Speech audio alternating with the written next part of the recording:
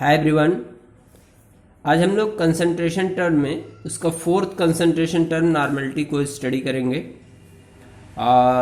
Normality temperature dependent और volume dependent concentration term है। It is represented by capital N. इसे हम लोग कैपिटल एन से रिप्रेजेंट करते हैं। It is defined as the number of gram equivalents of solute dissolve in per litre of solution. यानी कि 1 लीटर सोल्यूशन में किसी भी सॉल्यूट के कितने number of gram equivalents present होते हैं उसी को हम क्या बोलते हैं, normality. n is equal to number of gram equivalent of solute upon volume of solution in litre. तो अपने को वॉल्यूम ऑफ सोल्यूशन तो दिया रहता है, लेकिन number of gram equivalent of solute calculate करना होता है। तो number of gram equivalent of solute का फॉर्मूला होता है mass of solute upon equivalent mass of solute. Finally जब आप कोई न्यूमेरिकल करोगे तो उसमें आपको मास ऑफ सॉल्यूट दिया रहता है और equivalent mass of solute calculate करने आना चाहिए। यानी कि किसी भी कंपाउंड का, किसी भी सब्सटेंस का आपको इक्विवेलेंट मास का कैलकुलेशन आना चाहिए। तो फाइनली इसको देखते हैं कैसे करते हैं। Calculation of equivalent mass. Equivalent mass is equal to molar mass upon factor N.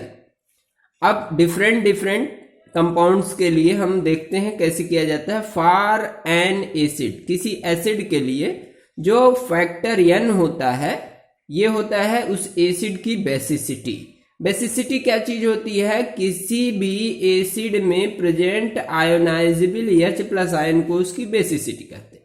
जैसे HCl की बात करेंगे तो इसमें एक H+ आयन देता है, तो इसके लिए बेसिसिटी हो गई 1। H2SO4 में 2 H+ आयन, तो इसकी बेसिसिटी 2।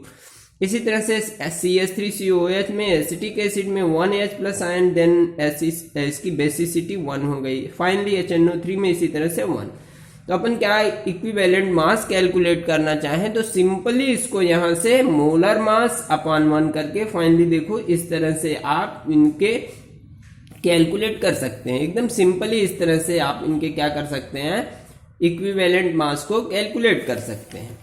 अब हम लोग बात करने वाले हैं बेस के लिए। अगर आपको किसी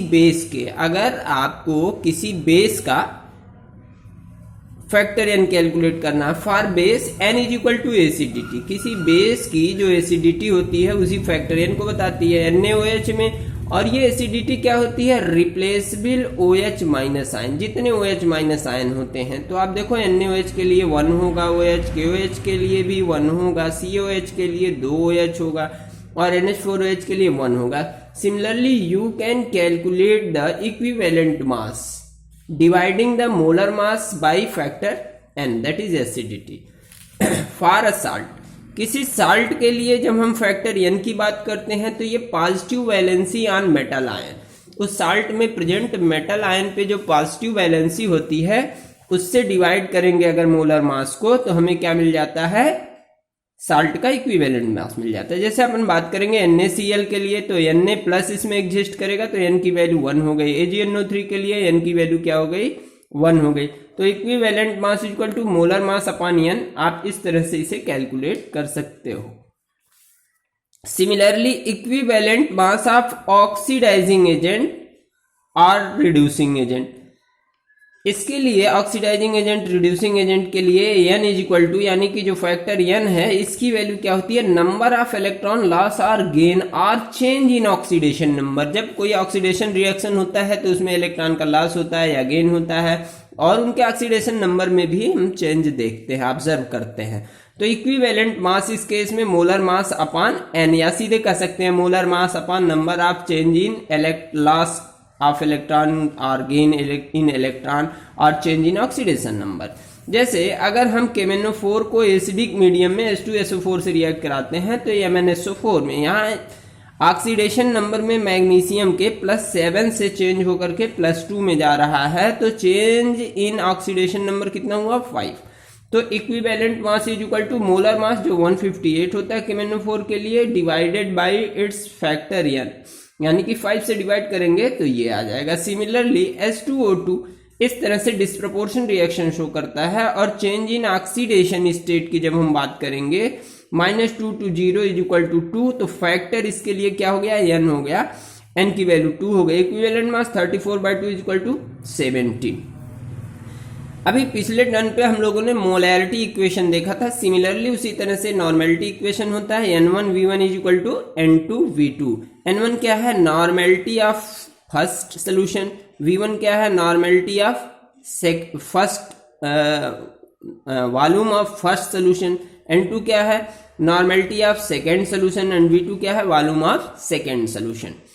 फाइनली अभी एक बहुत इंपॉर्टेंट रिलेशन जो मैं आपको यहाँ बताने वाला हूँ, ये इंपॉर्टेंट, बहुत ज़्यादा इंपॉर्टेंट रिलेशन है, normality upon molarity is equal to factorian. जो हम फैक्टोरियन अभी पीछे कैलकुलेट करना सीख रहे थे, ये नॉर्मेलिटी और मोलैरिटी का रेशियो होता है। डेसीमोलर, अभी जैसे उसमें हम लोगों ने देखा था डेसीमोलर, सेंटीमोलर, मिलीमोलर, इसी तरह से इसमें है डेसीमोलर आपका n/10 होगा, नॉर्मल, अगर इसी को जब मोलर की जगह क्या बोल देना है, नॉर्मल। फिर सेंटीमोलर n/100, मिलीमोलर n/1000। तो इस तरह से होता है। फाइंड आउट, अभी अब क्या करते हैं, क्वेश्चन को देखते हैं। Let us see the questions. Find out the normality of H2SO4 solution obtained by dissolving 4.9 gram of H2SO4 in 500 ml solution। तो देखो मास ऑफ सल्यूट, यहाँ H2SO4 सल्यूट है, ये दिया है 4.9 ग्राम। मोलर मास आप H2SO4 का जानते हो कितना होता है, 98 होता है। इक्विवेलेंट मास क्या होता है, मोलर मास अपॉन फैक्टोरियन, आपने भी पढ़ा है 2 है, तो ये वैल्यू कितनी आ गई, 49। तो normality is equal to number of gram equivalent upon volume of solution. Number of gram equivalent mass upon equivalent mass, और वॉल्यूम ऑफ सोल्यूशन इसको लीटर में चेंज कर लिया 1000 से डिवाइड करके, और फाइनली कितना आ गया अपना 0.2 n आ गया। ठीक है, इस तरह से। नेक्स्ट एक और क्वेश्चन को हम लोग देखते हैं। How many gram of Na2CO3 present in 100 ml of n/10 Na2CO3 solution. तो यहां से आपको क्या करना है, वॉल्यूम देखो सोल्यूशन का 100 ml दिया हुआ है, और n/10 क्या चीज दी हुई है, नॉर्मेलिटी। तो फाइनली नॉर्मेलिटी का फार्मूला क्या होता है, number of gram equivalent upon volume in litre. तो नॉर्मेलिटी की जगह 1/10 रख दिया, और नंबर ऑफ ग्राम इक्विवेलेंट मान लिया x है, और वॉल्यूम आपको दे रखा है 100/1000 कर लिया लीटर में चेंज करने के लिए। फाइनली यहां से आप x की value, that is the number of gram equivalent, आपने कैलकुलेट कर लिया। और we know that number of gram equivalent is equal to mass upon equivalent mass. तो अपने को क्या फाइनली फाइंड करना था इसमें, मास, कितने ग्राम बने। तो मास इज इक्वल टू क्या हो जाएगा, equivalent mass into number of gram equivalent. इनको फाइनली आप करोगे तो ये इस तरह से आ जाएगा। ठीक है, तो ये एक चीज अपने को और आप सीख लो यहां से कि किस तरह से Na2CO3 का किस तरह से आप इक्विवेलेंट मास कैलकुलेट करोगे। Na2CO3 का जो मोलर मास होता है 6 होता है। अब यहाँ पे फैक्टर n की जब बात करोगे तो यहाँ 2 पॉजिटिव आयंस आ रहे हैं, तो n की वैल्यू कितनी हो गई, 2। तो फाइनली जो इक्विवेलेंट मास आ गया वो कितना आ गया, molar mass divided by 2, that is 53, जो वैल्यू आपने यहाँ रख करके यहाँ पे सॉल्व किया हुआ है। एक और तरह का क्वेश्चन आपको दिखाते हैं जो अच्छा है, इंपॉर्टेंट है। ऐसे भी क्वेश्चंस आपको पूछे जाते हैं, तो इन क्वेश्चंस को भी थोड़ा सा देखते हैं हम लोग। फाइंड आउट द नॉर्मेलिटी, यानी कि अपने को नॉर्मेलिटी फाइंड आउट करना of the mixture obtained by mixing 100 ml n/10 H2SO4, 50 ml n/2 HNO3 और 25 ml n/5 HCl। यानी कि 3 मिक्स सोल्यूशन हैं जिनकी नॉर्मेलिटी और वॉल्यूम दिया रहा है। इनको मिक्स करने पर जो रिजल्टिंग सोल्यूशन बनेगा उसका अपने को नॉर्मेलिटी फाइंड करना है। आसान सा है। अभी आपको एक नॉर्मेलिटी इक्वेशन मैंने बताया। सिमिलरली उसी तरह से n1v1 plus n2v2 plus n3v2 is equal to normality of mixture into volume of mixture. तो ये वैल्यूज यहां से सबकी पुट कर दीजिए आप, और नॉर्मेलिटी ऑफ मिक्सचर क्या हो जाएगा, nm, और वॉल्यूम ऑफ मिक्सचर क्या हो जाएगा, total volume 100 ml plus 50 ml plus 25 ml, इन सबको सम कर दीजिए। तो फाइनली नॉर्मेलिटी ऑफ मिक्सचर आ जाएगा। ये आप इस तरह से इसको कैलकुलेट कर सकते हो आसान सा। यानी कि अगर 2 या 2 से अधिक मिक्सचर को मिक्स करके उनके बारे में पूछा जाए तो जनरली हम जो नॉर्मेलिटी इक्वेशन है उसी तरह से इसको सॉल्व करते हैं। Question number 4, how many ml of H2O is added in 4n, यानी कि आपको नॉर्मेलिटी दे दिया कितना 4n, 40 ml HCl, यानी कि आपको क्या दे दिया वॉल्यूम दे दिया है सोल्यूशन का। टू ऑब्टेन n/10, यानी कि अब दूसरे सोल्यूशन की बात कर रहा, तो normality equation n1v1 equal to n2v2, तो n1 की वैल्यू कितनी है 4, v1 की वैल्यू कितनी है 40 ml, इज इक्वल टू कितने का हमें सोल्यूशन बनाना है n/10 का बनाना है। नॉर्मेलिटी सेकंड सोल्यूशन की 1/10 हो गई, और v2 फाइनली हमको कितना वॉल्यूम ऐड करना, हाउ मेनी ml, कितना वॉल्यूम ऐड करना, v2 इज इक्वल टू ये कैलकुलेट करोगे तो 1600 ml आ जाएगा। लेकिन अपने पास 14 ml तो ऑलरेडी प्रेजेंट है 40 ml, तो finally volume of H2O added क्या करेंगे, जो फाइनल वॉल्यूम आया है उसमें से -40 कर देंगे, तो 1560 ml की वैल्यू आ गई।